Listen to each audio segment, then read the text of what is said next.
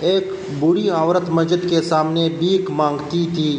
ایک شخص نے اس سے پوچھا کہ کیا آپ کا کوئی بیٹا کمانے کے قابل نہیں ہے؟ تو اس بوڑھی عورت نے کہا کہ ہاں ہے۔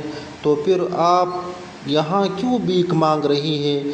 بوڑھی عورت نے کہا کہ میرا شوہر کا انتقال ہو گیا ہے، میرا بیٹا نوکری کے لیے بیرون ملک گیا ہے، جاتے ہوئے اخراجات کے لیے مجھے کچھ رقم دے کر گیا تھا، وہ خرچ ہو گئی، اسی وجہ سے میں بھیک مانگ رہی ہوں۔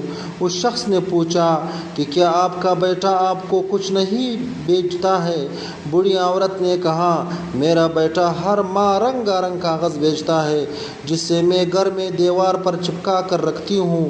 وہ شخص اس کے گھر گیا اور دیکھا کہ دیوار پر بینک کے 60 ڈرافٹ چسپا کر دیے گئے ہیں، ہر ڈرافٹ 50,000 روپے کا تھا۔ تعلیم یافتہ نہ ہونے کی وجہ سے وہ عورت نہیں جانتی تھی کہ اس کے پاس کتنی دولت ہے۔ اس شخص نے اسے ڈرافٹ کی اہمیت سمجھا دی تو وہ عورت بہت خوش بھی ہوئی اور حیران بھی ہوئی اور پریشان بھی ہوئی کہ دولت ہوتے ہوئے بھی وہ بھیک مانگتی رہی ہے۔ ہماری حالت بھی اس بوڑھی عورت کی طرح ہے۔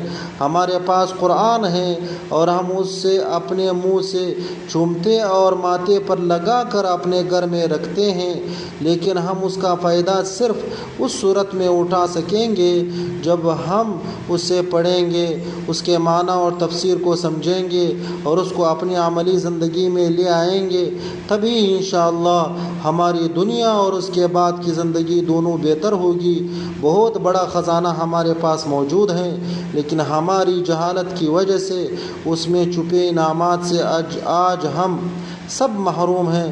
اللہ پاک ہم سب کو قرآن پاک کی عظمت کو سمجھنے کی توفیق عطا فرمائے۔ آمین یا رب العالمین۔